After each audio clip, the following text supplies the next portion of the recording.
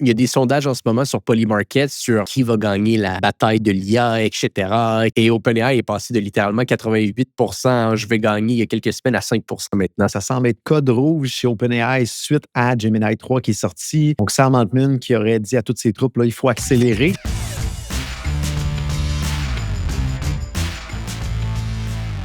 Donc, on est de retour sur le podcast Hypercroissance en mode de discussion d'affaires et c'est officiel.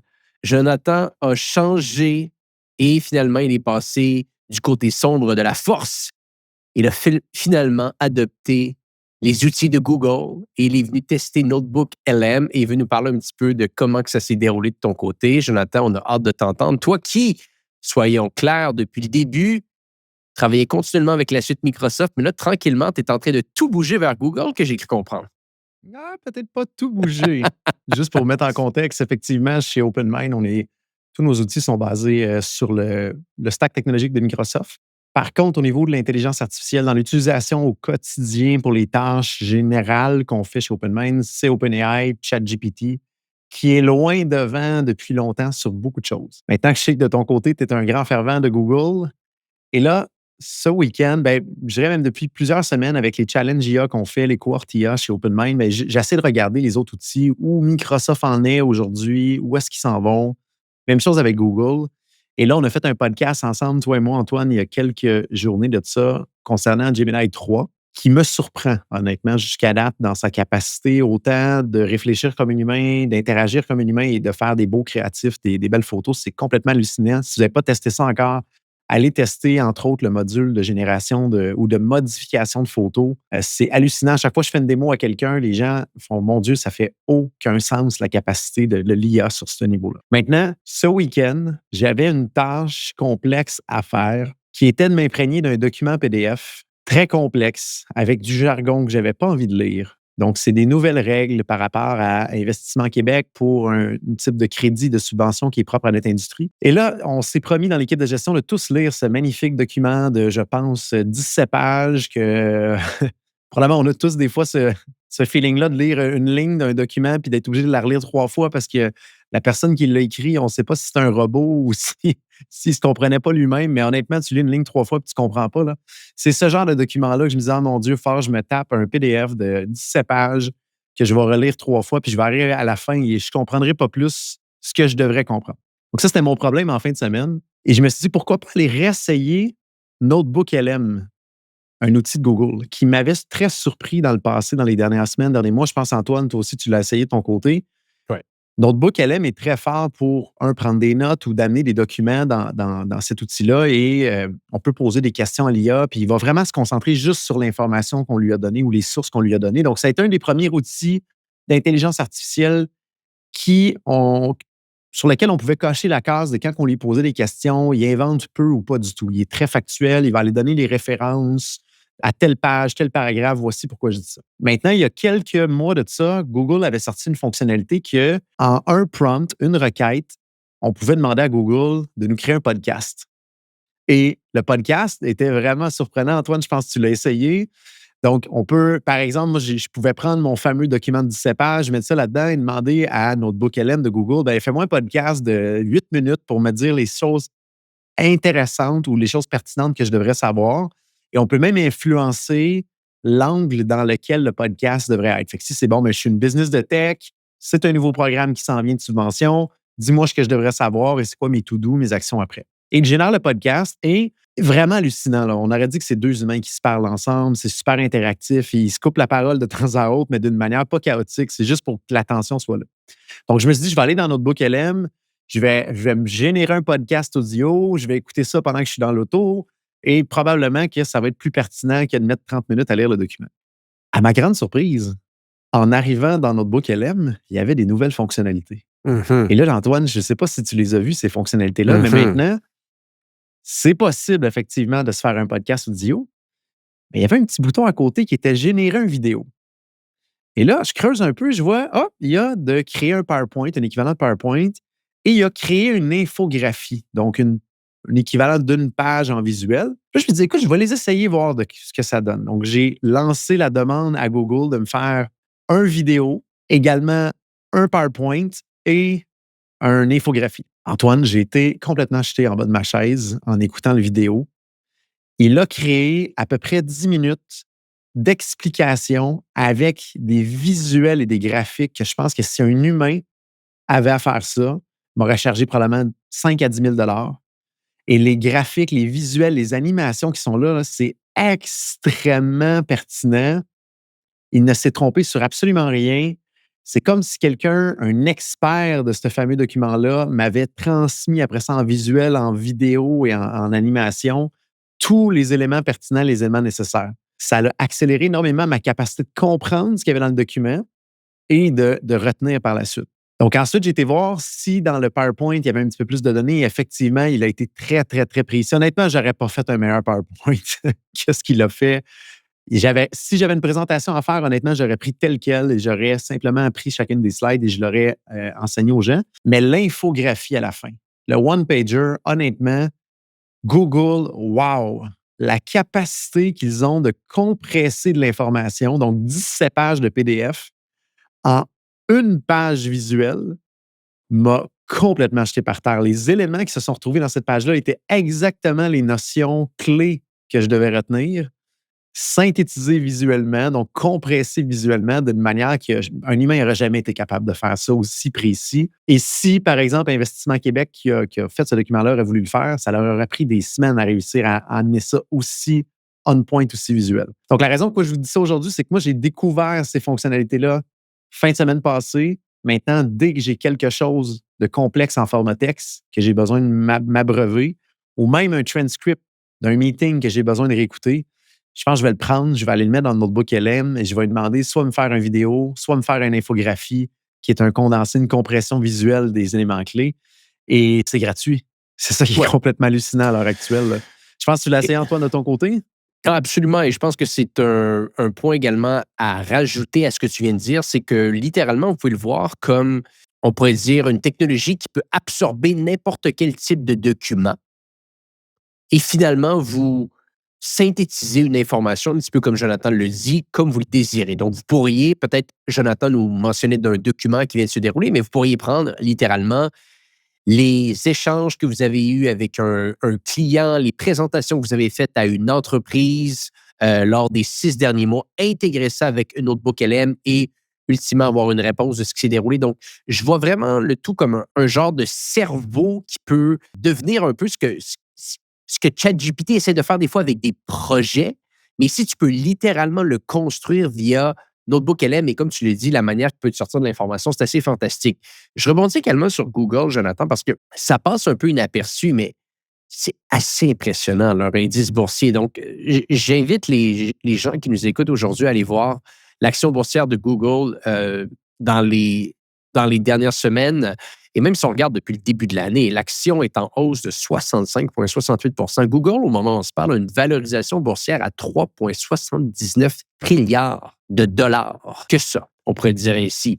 Et juste dans les dernières semaines, si vous regardez un petit peu la tendance depuis qu'ils ont lancé Gemini 3, on voit une croissance assez exceptionnelle de la valeur de l'organisation. Et j'ai littéralement l'impression que c'est un genre de tsunami qui est en train de se dérouler avec Google parce que là, quelques autres infos qui viennent de sortir littéralement dans les dernières heures. Donc, on enregistre le podcast le 9 décembre 2025. Donc, Google commence à annoncer à ses annonceurs, qu'on pourrait dire ici, qu'il va y avoir de la publicité à l'intérieur même de Gemini à partir de 2026. Donc, l'idée est la suivante. C'est pas tellement surprenant que Google veuille intégrer de la publicité à l'intérieur de Gemini, mais moi, ce que ça m'amène à penser, Jonathan, et je pense que c'est un point de réflexion qui peut être intéressant dans cette fameuse guerre de l'IA, c'est de se dire, au moment où on se parle, Google a intégré une valeur à son Gemini 3. Donc, il y a un coût pour avoir accès à des fonctions avancées de Gemini 3 si vous n'êtes pas dans la suite Workspace et si vous voulez l'utiliser comme si vous utilisez ChatGPT avec un module payant. Mais ce n'est pas l'essence même de leur revenu. C'est du revenu additionnel, essentiellement pour liquider des coûts de token. Mais Google pourrait très bien, à un certain moment donné, quand ils s'aperçoivent qu'ils ont la meilleure IA sur le marché, de simplement rendre le tout gratuit, ouvert à tous. Et là, Oui, en ce moment, on trouve ça drôle et on trouve ça OK de payer 20, 50, peut-être 100 $ par mois ChatGPT parce que ça fonctionne bien. Mais du moment que c'est gratuit sur le marché, il y a des bonnes chances que ça puisse arriver d'ailleurs, hein. Je pense que je suis pas un visionnaire de penser ça aujourd'hui. Je pense que c'est même un business case assez logique même à faire pour une organisation qui imprime au-dessus de 100 milliards de dollars d'années en bénéfices. Ils pourraient prendre ce pari-là de dire on rend notre technologie gratuite, on intègre la pub dans Gemini, et pendant ce temps-là, il risque d'y avoir un changement de force qui se met en place, où est-ce que des gens qui trouvaient leur compte avec un chat GPT, ben, finalement, sont capables de trouver leur compte avec un Gemini qui, ici, sera gratuit. Et c'est ça la grosse distinction, je pense, et c'est pour cette raison-là qu'on se pose des questions depuis un bon bout de temps de ça maintenant, comment qu'OpenAI arrive à rester autant numéro un. Eh bien, s'il y a quelque chose comme ça qui se met en place, là, ça va peut-être être compliqué pour eux parce que comparativement à Google, et on le dit plusieurs fois sur le podcast, ils n'impriment pas 100 milliards de dollars de bénéfices nets à l'année. Donc, je trouve que c'est des points qui convergent vers une réalité qui, selon moi, se dessine pour 2026. Un Gemini 3 qui continue à être meilleur en meilleur, comme tu l'as si bien mentionné avec Note LM, une intégration de la publicité à l'intérieur même de Gemini et peut-être même, littéralement, un Gemini 3 qui devient, ou même un Gemini 4 à un certain point qui deviendrait 100% gratuit, peu importe le volume de requêtes que tu lui demandes à suivre, mais j'ai l'impression que ça ferait du sens pour Google de faire ça. Est-ce que Google vient de peut-être sauver OpenAI en indiquant ça? Parce que le gros problème d'OpenAI, c'est qu'ils auront, je pense, pas le choix éventuellement de mettre de la publicité pour monétiser les coûts d'infrastructure qui sont complètement hallucinants en arrière, la puissance de calcul qu'ils doivent, à l'heure actuelle, subventionner un petit peu pour tout le monde. Et ils n'ont pas d'autres sources de revenus, ils n'ont pas d'autres sources de profit. Donc, c'est inévitable, je pense, pour OpenAI d'arriver avec un modèle avec des publicités. Maintenant, s'ils sont les premiers à arriver avec ça, ils vont mal paraître, ils vont perdre des usagers. Mais si Google vient de dire qu'ils vont le faire, eh bien là, ça laisse carte blanche à OpenAI de le faire aussi. Ça, c'est intéressant. Donc, je pense que ce mouvement-là de Google va favoriser OpenAI au final. Ça va être intéressant à regarder. Le danger, je crois, par contre, avec OpenAI, c'est que 80, peut-être même 85% de leurs revenus proviennent du consommateur avec leur abonnement à 20 $ par mois, comparativement à d'autres modèles qui sont capables de vendre une grande partie, qui font une grande partie de leurs revenus avec le partage de l'API et autre chose. Donc, le consommateur, et tu le sais, Jonathan, c'est de loin, on pourrait dire, le client le plus fragile sur le marché. Il n'a pas nécessairement de loyauté à un endroit ou à un autre, comparativement à une entreprise, que ça peut être beaucoup plus compliqué de bouger sa technologie d'un endroit à l'autre. Donc, si c'est monsieur et madame tout le monde qui génèrent les profits d'OpenAI, je pense que c'est pour cette raison-là que c'est un modèle d'affaires très fragile présentement, OpenAI. Donc, à suivre, mais j'ai l'impression que c'est pas la dernière fois qu'on va parler de Google dans les prochaines semaines. Oui, je pense que tu as peut-être vu aussi les nouvelles passer dans les dernières journées. Ça semble être code rouge chez OpenAI suite à Gemini 3 qui est sorti. Donc, Sam Altman qui aurait dit à toutes ses troupes, là, il faut accélérer. On devrait, je pense, à l'heure où ce podcast-là va sortir, là, entre le 9 décembre et ça risque de sortir le 11 décembre, probablement GPT 5.2 va être sorti. Ouais. Donc, tout le monde est en mode panique chez OpenAI pour essayer de rattraper un petit peu Gemini 3, du moins de rivaliser un petit peu plus coude à coude au final. Fait que ça va être intéressant à suivre là-dessus. L'autre sujet que j'aimerais t'amener, Antoine, aujourd'hui, c'est un peu la perception et l'opinion que j'ai à l'heure actuelle de Microsoft, de où est-ce qu'ils s'en vont devant nous. À force d'accompagner des entreprises au niveau de l'intégration de l'intelligence artificielle et d'avoir fait les challenges et les cohortes IA qu'on fait chez OpenMind, les gens nous disent OK, mais qu'est-ce qu'on peut faire avec Copilot de Microsoft? Parce que beaucoup de monde, comme nous, on est avec Microsoft pour nos courriels, nos calendriers, nos contacts, donc la suite de base équivalente Office. Et là, tout le monde est OK, mais qu'est-ce que je peux faire avec Copilot? On fait des démos d'OpenAI, ChatGPT, de Gemini, mais pourquoi qu'on n'a pas de démo tant que ça de Copilot? J'ai creusé beaucoup dans les dernières journées pour voir où on en était chez Microsoft, où est-ce qu'on s'en va. Puis je pense qu'il y a des choses intéressantes qui, pour les entrepreneurs qui nous écoutent ou les gens en affaires aujourd'hui, j'ai fait des bonnes découvertes dans les dernières journées à ce niveau-là. Ma perception, il y a au-delà de 2 semaines, c'est que Microsoft allait prendre probablement un 18 à 36 mois avant de rattraper le reste du marché. Ils sont à la traîne, ils sont vraiment en arrière. Tu sais, aujourd'hui, Copilot est bon pour enregistrer des rencontres, faire des résumés de rencontres, prendre les to-do automatiques, chercher dans les courriels, aller chercher un peu d'informations dans les SharePoint, en autant que c'est pas trop loin dans les différents niveaux de SharePoint et que la sécurité le permet aussi. J'ai testé dans les dernières journées, il y a 3 semaines et demie de ça, Microsoft a lancé des nouveaux modules qui s'appelle Workflow et également les modules People, donc Microsoft Workflow et Microsoft People. Si vous y avez accès dans votre Microsoft Copilot, je vous invite à aller le tester. Il faut l'activer. C'est des modules bêta. Bêta chez Microsoft, ils appellent ça Frontier pour rendre ça simple là, à la Microsoft de changer tout le temps les noms et faire ça compliqué. Maintenant, qu'est-ce que ça mange en hiver? Workflow, en réalité, c'est qu'on peut discuter avec l'IA pour lui demander de créer des automatisations à l'intérieur de l'écosystème Microsoft. Donc là, on peut lui dire, par exemple, chaque matin, va voir l'ensemble de mes courriels non lus, fais-moi un résumé et envoie-moi ce résumé-là dans Microsoft Teams. Ou à midi, envoie-moi une notice sur mon téléphone via Teams si j'ai des courriels urgents que j'aurais dû répondre ce matin. Ou je pourrais lui dire verbalement, à chaque fin de semaine, à chaque fin de la semaine, envoie-moi un courriel avec les 5 choses que je suis peut-être en train d'oublier cette semaine ou les 5 choses stratégiques que je devrais faire la semaine prochaine. Avant, ça, il fallait le faire manuellement dans Copilot Studio ou dans Power Apps, qui est honnêtement vraiment un cauchemar et que ça fonctionne vraiment pas tout le temps bien et ça brise souvent. Là, ils ont l'air de vouloir mettre une couche supplémentaire où on peut discuter en langage humain pour créer ces automatisations-là. C'est très prometteur. Maintenant, les tests que j'ai faits, j'ai été quand même déçu, mais ils avancent à une vitesse que j'ai vraiment sous-estimée. Ils ont également travaillé sur Microsoft Copilot Studio et la version légère de Copilot Studio. J'ai vu quelques démonstrations et honnêtement, ça bouge, ça va vite. Donc, je m'attends dans un 6 à 9 mois qu'il y ait vraiment des beaux cas concrets au-delà de résumer des meetings, au-delà d'aller chercher des informations dans un SharePoint, qui vont être faisables à l'intérieur de l'écosystème de Microsoft. Et je pense qu'il ne faut pas les sous-estimer. Donc, les modules Workflow, les modules People, et un bout qui, aujourd'hui, je voulais partager, qui m'a complètement jeté par terre, que je n'avais pas vu encore, et je pense que ça va être vraiment quelque chose d'exceptionnel dans nos organisations.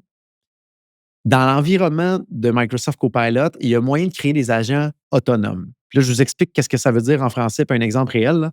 C'est qu'il y a moyen de créer une entité, un objet qui existe réellement dans le monde virtuel de l'organisation, qu'on peut appeler de n'importe où, qui va avoir sa propre personnalité, ses propres connaissances et ses propres instructions.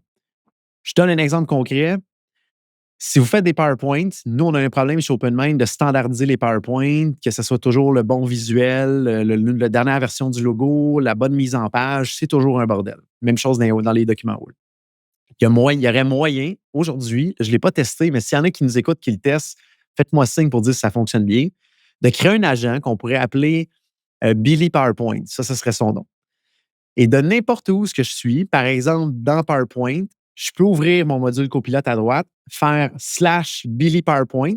Donc là, il appelle l'équivalent d'un humain qui a une tâche précise. Et si on a programmé Billy PowerPoint, que lui, sa tâche, c'est qu'il connaît tous les guides de style visuel d'un PowerPoint, qui connaît toutes les règles à suivre et qui sait quelles sont les étapes et les quoi faire et quoi ne pas faire pour remettre beau un PowerPoint. Mais on pourrait faire /Billy PowerPoint, aide-moi, remets mon PowerPoint à jour et mets-le beau. Et lui, automatique, il va prendre contrôle de PowerPoint et il a toutes ces informations, toutes ces instructions pour agir pareil comme si c'était une personne au marketing qui était habituée d'en faire et il va exécuter le travail. Et là, on peut donner à cet agent-là des accès. Fait que si, par exemple, vous créez un agent qui s'appelle Bob Finance, Bob Finance, on pourrait dire connecté au système comptable. Puis je pourrais, à partir d'un document Word, faire /Bob Finance et lui dire sors-moi les informations à ce moment-là des derniers états financiers, si Bob a accès à ça, si on lui a donné individuellement. Et je pourrais lui dire crée-moi un tableau visuel du cash flow et peut-être, mettons, de l'encaissement des comptes à recevoir. Et si on a donné à cet agent-là virtuel accès aux données, il va le faire dans l'outil qu'on veut. Fait que je pourrais appeler ce même agent-là dans mes courriels. Je pourrais appeler ce même agent-là dans Teams. Je pourrais appeler ce même agent-là dans Excel ou dans Word ou dans PowerPoint ou dans un autre module de Microsoft.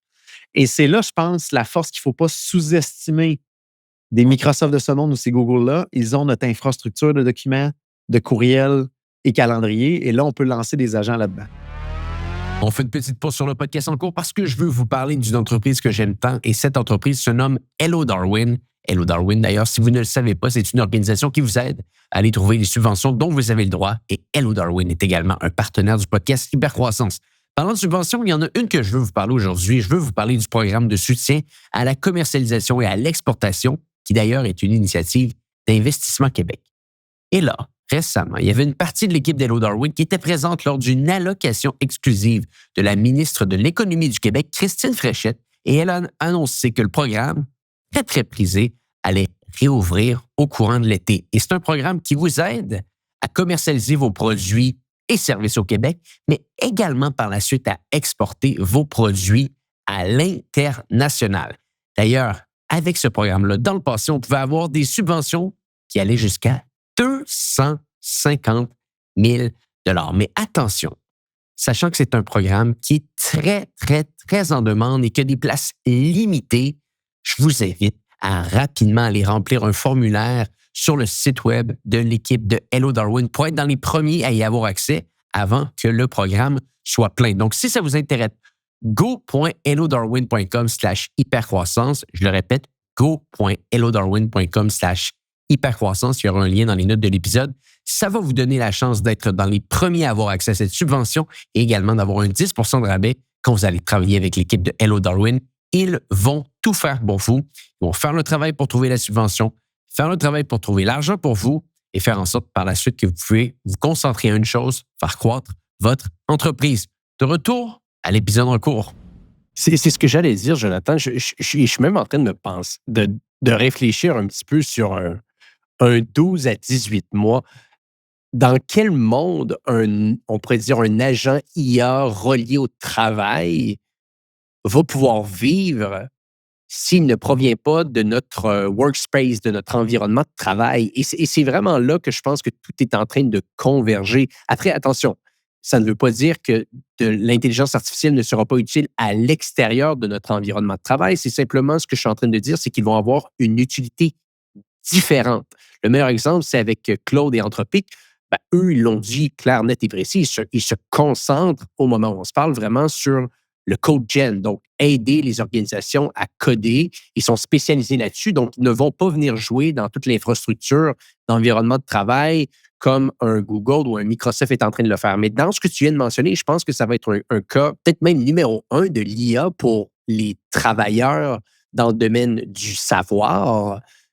Je vois difficilement comment un ChatGPT ou un XAI pourrait venir compétitionner dans un environnement de 12 mois quand tout va commencer vraiment à converger et prendre de plus en plus de vélocité à l'intérieur même de l'environnement de travail parce qu'un cloud en soi risque bientôt de s'appeler un cloud IA ou peu importe le terme qu'on lui donne, là, c'est simplement pour donner l'image derrière tout ça. Mais j'ai l'impression que ça va simplement devenir une suite logique et c'est pour ça que je dis depuis très longtemps à mes équipes que là, en ce moment, on utilise ChatGPT parce qu'ils sont en avance sur beaucoup de choses. Mais si on reste sur la suite de Google Workspace, les chances qu'on transige vers Gemini sont excessivement élevées pour des raisons évidentes. Ils vont avoir accès à l'entièreté de notre écosystème, comme tu l'as mentionné, les emails, les documents, les présentations PowerPoint, etc. Donc, je pense que ça devient même une évidence que les environnements de travail vont devenir vos agents IA de travail très, très bientôt, Marc. Ben, si on a la logique de déployer l'équivalent d'un collègue numérique qui va avoir sa propre entité et sa propre capacité de naviguer dans notre écosystème, effectivement, si on le fait dans l'écosystème de Microsoft ou Google, ben, une question de sécurité qui est beaucoup plus simplifiée, question de fluidité. Maintenant, tout ça dépend à quel point Microsoft et Google vont être capables de faire des outils qui sont faciles d'utilisation.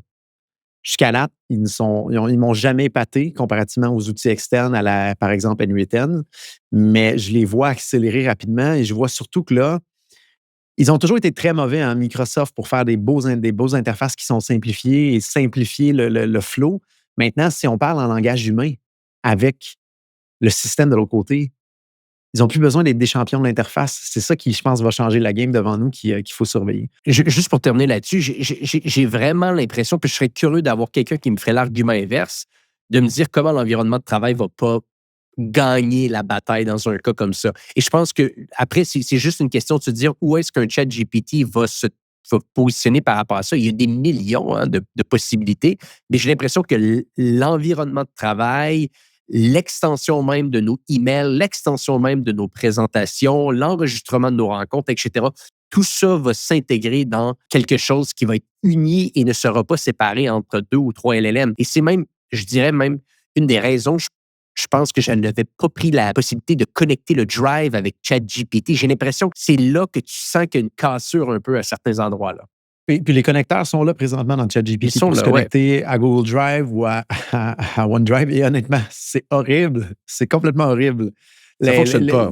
Non, ça ne fonctionne pas, honnêtement. À chaque fois que tu lui demandes quelque chose, il n'est pas capable d'aller assez loin. Il est super lent. Il ne voit pas grand-chose. Il n'y a pas une vue d'ensemble. Les fichiers ne sont pas tout indexés. Donc, ils ne peuvent pas gagner, je pense, sur cette bataille-là. Maintenant, si moi, j'étais dans une compagnie similaire à la tienne, dans des souliers où on est déjà beaucoup sur Google, je viens de voir Gemini 3 qui vient de sortir, j'utilise OpenAI. La fonctionnalité qui me bloquerait présentement de tout dire à mon équipe, on s'en va sur Google et sur Gemini, c'est, contrairement à ChatGPT, là, c'est la capacité de converser Bien avec sûr. l'IA, pareil comme On si en c'était un avait humain. parlé. Il manque ça dans l'écosystème de Google et il manque ça dans l'écosystème de Microsoft. Les deux sont affreux présentement pour parler avec. On a l'impression de parler avec quelqu'un qui ne nous comprend pas, puis qui oublie un mot sur deux, puis qui a de la misère, qui nous interrompt ou qui n'embarque pas quand il faut. OpenAI a réglé ce problème-là. Maintenant, 2 mois, 3 mois, 4 mois avant que Google et Microsoft arrivent là, ça va être intéressant, je pense, tranquillement de transiger. Oui, exactement. Donc, une chance qu'OpenAI n'est pas à la bourse aujourd'hui parce qu'on on se poserait des questions sur nos investissements, je pense. Non, mais allez voir sur Polymarket, c'est assez impressionnant. Il y a des sondages en ce moment sur Polymarket sur qui va gagner la bataille de l'IA, etc., qui va être numéro un. Et OpenAI est passé de littéralement 88 je vais gagner il y a quelques semaines à 5 maintenant. C'est assez impressionnant parce que je pense que et tu vois, j'ai écouté un podcast, je ne me rappelle pas c'est quel podcast dans la dernière semaine. Il mentionnait un truc tellement intéressant, Jonathan. La meilleure chose qui est arrivée à Google dans les 5 dernières années, c'est l'arrivée de ChatGPT. Pourquoi? Parce que ça les a obligés à retourner vraiment en mode startup. Ça l'a enlevé également la lumière sur leur organisation parce qu'ils étaient numéro un, ils avaient le monopole. Tout a été basculé vers OpenAI. Ils se sont retrouvés en mode on est numéro 2, on doit faire le travail nécessaire pour rattraper où est-ce qu'on a laissé des plumes. Il y a eu le retour du cofondateur Sergey Brin et ça les a réveillés. Et quelques années plus tard, 2, 3 ans plus tard maintenant, ils sont en voie d'être un joueur, ou du moins d'être un joueur très important dans le domaine de l'intelligence artificielle. Ça, c'est clair. Et ce qui est complètement ironique là-dedans, c'est grâce à Google qu'OpenAI est ce qu'il est aujourd'hui. Tout ça remonte à un papier, un fameux paper que Google a publié publiquement qui s'appelle Attention is all you need. Donc, Google avait investi en recherche au niveau de l'intelligence artificielle. Ils ont mis disponible au public le résultat de leur recherche et le concept de l'attention, c'est ce qui a vraiment allumé un son de cloche chez OpenAI pour amener la technologie au prochain niveau. Si ce n'était pas de ça, OpenAI ne serait pas ce que OpenAI est aujourd'hui, puis l'IA générative ne serait pas au niveau auquel on est aujourd'hui. Donc, c'est quand même ironique et spécial qu'il y a 1 an ou 2, on se dit Google est menacé à cause d'un papier que Google avait mis en place, mais aujourd'hui, ils ont bien exécuté en stratégie et ils reviennent encore, je pense, plus fort pour la suite de l'épisode au niveau de l'intelligence artificielle. J'entends autre chose avant que je te laisse filer. 2 petites stats rapides que peut-être certains seraient intéressés à entendre en entreprise. Il y a un rapport à chaque année qui sort qui est The State of Gen AI, donc l'état au niveau de l'IA générative. C'est un questionnaire qui est envoyé à plusieurs entreprises sérieuses. L'étude vient de sortir il y a quelques jours. Je vous invite à, si vous voulez aller le lire, c'est sur le site de Menlo Venture. La stat, c'est important là-dedans que je pense qu'il faut transmettre aux gens qui nous écoutent en entreprise. C'est la vélocité à laquelle l'argent commence à être investi d'une entreprise, de nos entreprises, vers l'utilisation de l'IA générative comme on la connaît aujourd'hui, là, qui fait qu'aujourd'hui, tout le monde veut de l'IA. Si on arrive à l'année de sortie de ChatGPT, fin 2022-2023, c'était pratiquement $0 que les entreprises dépensaient en IA générative. Si on regarde à ce moment-là, en 2023, on est passé de 0 à 3,2 milliards US. L'année suivante à 11,5, donc on a fait x3. Et cette année là, qui se termine en 2025, on va être passé de 11,5 à 37 milliards, donc encore un x3 en 1 an. Si la tendance se maintient, et je pense qu'elle va s'accélérer, on va dépasser le 100 milliards ou même peut-être le 200 milliards en investissement en IA générative dans nos entreprises pour vraiment amplifier nos humains, aller plus vite, mieux faire les choses au final. Donc, c'est du jamais vu à date dans toute l'histoire du développement logiciel ever qu'il y ait une aussi rapide croissance de l'investissement. c'est du jamais, jamais vu. Donc, il y a vraiment quelque chose que les gens commencent à regarder et à mettre des sous là-dedans pour s'élever, amplifier leurs humains, aller à la prochaine étape grâce à l'IA générative qui fait que répliquer des capacités que seul l'humain avait avant. Donc, question pour vous dans votre organisation, combien vous mettez en investissement au niveau de l'IA générative? Et dans ce rapport-là, il montre également le pourcentage que les gens achètent des solutions existantes et le pourcentage qu'ils développent des solutions un peu plus adaptées à leurs besoins. Donc, super intéressant rapport que je vous invite à aller voir. Dernier petit item qui est sorti également, c'est EY qui a publié également un rapport sur l'intelligence artificielle. L'enquête qui vient de se terminer, qui a été publiée là, début décembre, 96 des entreprises qui investissent dans l'IA déclarent des gains de productivité et que la majorité de ces gains-là sont réinvestis en recherche et développement, cybersécurité, montant en compétences et nouvelles capacités de l'IA. Maintenant, stat qui est d'un côté positive et d'un côté négative, il y a seulement 17 des entreprises qui disent que ça réduit leur effectif. Donc, c'est positif dans un sens que j'aurais pensé que ça aurait été plus élevé que ça, puis que les gens, malheureusement, il y aurait plus de gens qui perdraient leur travail au final. Mais de l'autre côté, à calculer aussi dans notre ROI, quand on intègre l'IA dans notre organisation, c'est pas toujours évident de dire que ça va réduire la masse salariale au final. D'un côté, ça peut être positif pour l'entreprise, mais plus négatif pour la société en général. Donc, je pense que l'attrition de postes ou la fermeture de postes, elle est un peu moins rapide que ce que je m'attendais. Ça va être intéressant de suivre le rapport l'année prochaine. Ça risque de s'accélérer devant nous au final. Donc, voilà deux petites stats intéressantes. Ça vient de EY, Ernst Young, disponible directement sur leur site web, leur rapport sur l'IA générative 2025. Jonathan Léveillé est toujours autant informé. On adore ça sur le podcast Hypercroissance. Je te remercie, Joe, pour ces bonnes informations. J'espère que les gens qui nous écoutent auront aimé la discussion et on se dit à bientôt pour un prochain épisode du podcast Hypercroissance.